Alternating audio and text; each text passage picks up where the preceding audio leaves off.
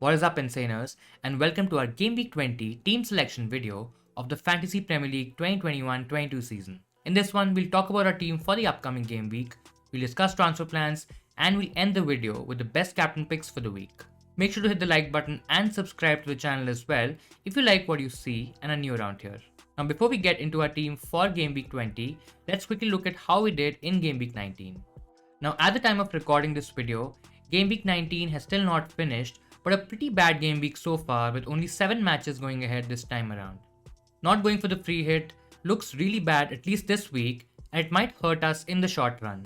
Currently we've dropped 30,000 places and are around 51k for the season. Having said that, we still have Ronaldo captain left, so things can only get better from here. In terms of our defense, a poor week at the back for us. Ramsdale was the only one who got a clean sheet this week, as Arsenal hammered Norwich. Cancelo was involved in the 9-goal thriller with Leicester, and in spite of conceding 3 goals, he got an assist and managed to score 4 points this week. Chelsea were okay, but a freak own goal by James meant that we didn't get anything from him, and Alonso too managed a single point because of a yellow card. Our final defender Livramento too just got 1 single point, and a very poor performance from our defense this week. Coming to midfield and a couple of returns for Bowen and ESR, the latter came on from the bench and gave us 6 points. That's 3 consecutive goals from 3 sub-appearances now for Smith Rowe. Bowen also got an assist, but we definitely were expecting more. Coming to our Man City players, and Silva played the whole game, but no returns from him. Foden too came around the 70th minute, but didn't get anything in the game. In attack, Antonio did play 45 minutes and managed to score a goal and finally give us a return, guys. As expected, he only came on for 45 minutes and will be transitioned into the team slowly, but I'm just glad he scored. Of course, Ronaldo captain is still left, and hopefully that helps us mitigate that red arrow a little bit. Overall, not happy with how things turned out, but this was expected for this week, as a lot of players would have used their free hit chip. The team looks decent for the coming week, but we don't have a playing goalkeeper, as Ramsdale's game against Wolves has been called off. I'm sure we can get more postponements and cancellations, but we'll try to work with whatever we have. So guys, how has your Game Week 19 been so far? Are you on a red or a green arrow right now? Do let me know in the comments below. Great, so let's look at what we have for Game Week 20 now. We're currently playing a 4-4-2 this week, more because of the situation that we are in. We can't play ESR as his match is called off, and King and Livramento are okay options for this week. The first problem is that we have Ramsdale in goal and he doesn't have a game in Game Week 20. Now this could be an easy choice to replace him with someone like a David De Gea, maybe even Hugo Lloris, but I'm just not there yet. Arsenal should have a double game week later on in Game Week 22, and though they miss out against Chelsea in Game Week 25, I personally think it's okay holding him. Among defenders, we have 4 defenders at the moment. Trent is back and is facing a Leicester team who have conceded 12 goals in the last 5 games. Defensively, they look shaky and can concede big against a fully rested Liverpool team. Leicester would have gotten less rest, and Trent is a really good option to have in your team this week. We know how attacking he is. His attacking stats are top for all possible metrics, and he's definitely the best attacking defender to own right now. To be honest, he's also a great captaincy option this week. Our next defender is James. He was a bit unlucky to concede that own goal against Villa, and then we saw him move into a centre-back role later on in the game. I think it's time to move him on very soon. Brighton have looked okay in attack, and considering how Chelsea are playing at the moment, I'm personally not convinced of a clean sheet here. In any case, I think James has almost reached the end in our team. He's definitely going out this week, or could be next week as well. Coming to our double up with Chelsea, we're talking about Alonso here. He did okay last week against Villa, but the yellow card meant that he's just got a single point. He, like James, is also on the chopping block and surely goes out next week, if not this one. He's done okay so far, nothing spectacular. Chelsea's defense has definitely looked shaky in the past few weeks, and I think with the tough upcoming fixtures and the blanks because of the Club World Cup, it makes sense to get off him. Our final defender is Cancelo, who is still City's best defender to own. I think he's probably one defender who won't get rested that often because of how important he is to Pep's team, and he should start this week as well.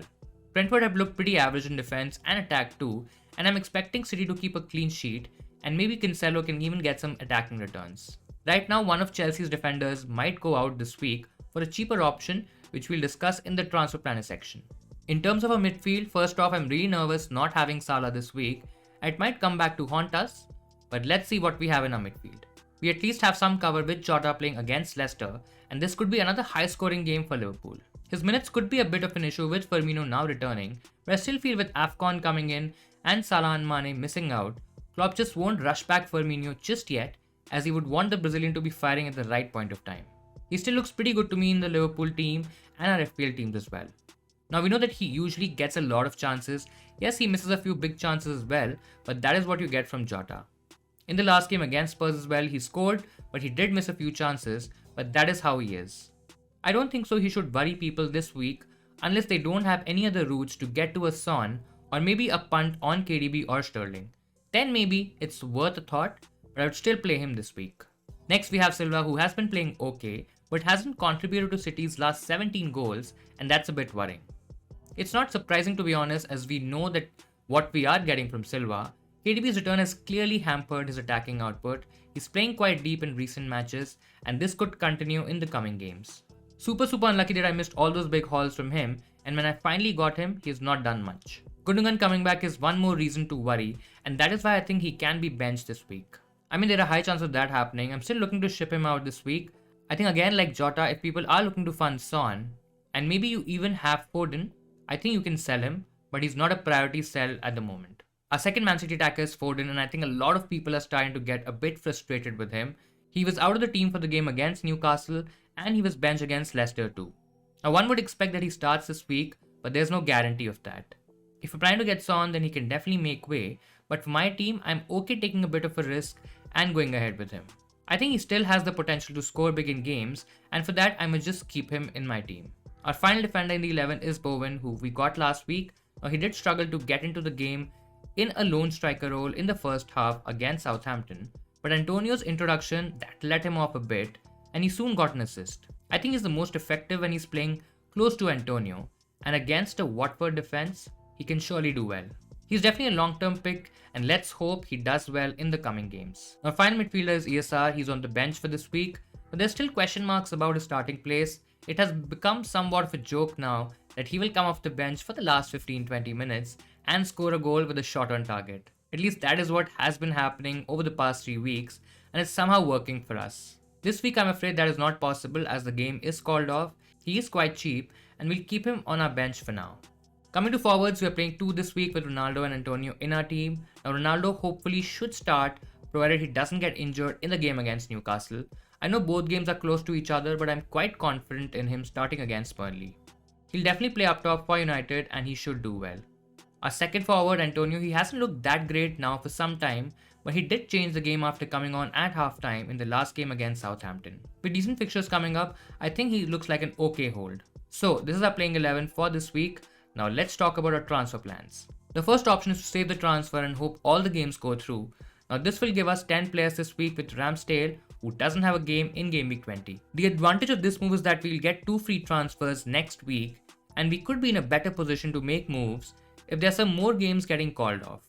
It's not ideal this week maybe, but next week who knows what happens, we might have more cancellations or postponements.